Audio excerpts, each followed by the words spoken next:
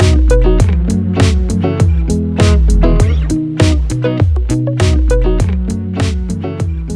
everyone and welcome to Scott Dunger's English. I'm Scott Dunger and today is the 12th edition that we're going to be looking at, and if you don't believe me that it's the 12th edition, look at the board, because the board never lies. The board only knows facts.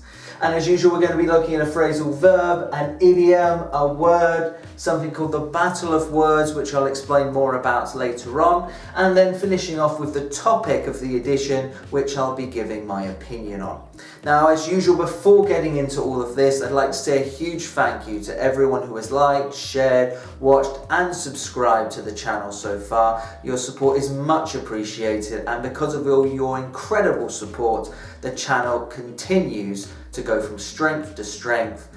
It continues to grow, all because of you. So thank you very much for your support, and I hope you all enjoy and learn something new from this edition. Let's begin with our phrasal verb for this edition, which is show up.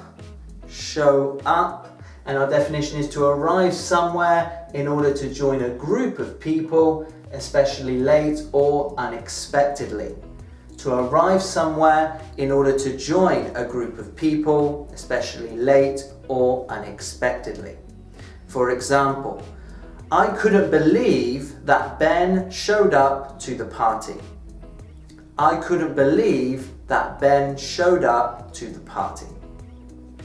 Our phrasal verb for this edition is show up. It's idiom time, and a quick reminder first to those who don't remember what an idiom is. An idiom is a fixed expression that we have in the English language that is metaphorical, not literal. So let's have a look at it for today. We have your own flesh and blood. Your own flesh and blood. And our definition is one's family member. One's family member. For example, Oliver is my own flesh and blood. I'll do whatever it takes to protect him. Oliver is my own flesh and blood.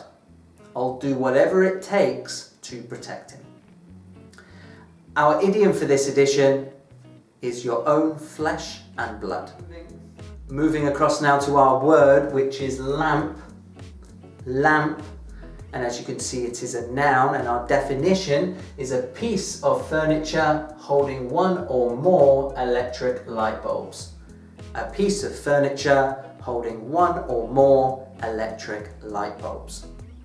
For example, have you seen my new lamp? Have you seen my new lamp? Here it is. What do you think? I think it's bright enough. Well, the word of this edition is lamp. That's right, people, it's battle of words time. Get your arms up, because you're about to go into battle with words in the English language that are similar but not the same. And it's important to know the difference between these words so you don't make mistakes when you use them. And that's why you and I are about to go into battle with them. Let's begin with aisle versus corridor. Aisle versus corridor. Let's start with aisle. We have is a passageway or walkway between rows of seats, for example in a theatre, aeroplane or church, or between counters, cabinets, etc., as in a supermarket. Is a passageway or walkway between rows of seats, for example in a theatre, aeroplane or church, or between counters, cabinets, etc., as in a supermarket. For example, what is your favourite aisle in the supermarket? What is your favourite aisle in the supermarket? I have many favourite aisles, but I would love to hear your favourite aisle in the comments section below. So write in the comments section below, tell me about your favourite aisle in the supermarket. Let's move down to corridor, and we have refers to a walkway with walls on either side and a roof or ceiling above. Refers to a walkway with walls on either side and a roof or ceiling above. Deborah's room is at the end of the corridor. Deborah's room is at the end of the corridor. Our battle of words for this edition are aisle versus corridor. Last but not least is our topic of the edition, which is what qualities do you think are important in a friend? What qualities do you think are important in a friend? In my opinion, there are many qualities that a friend needs to have, such as honesty, loyalty, respect, kindness. There are loads of characteristics that come to mind, but not necessarily all these characteristics need to be in one person. I would like it personally in a group of people. Amongst a group of people, I would love to see these characteristics so I know who to speak to at the right time, because I have an idea of how the person might react, how the person might respond. But the main one that comes to mind in all the ones I just mentioned is respect.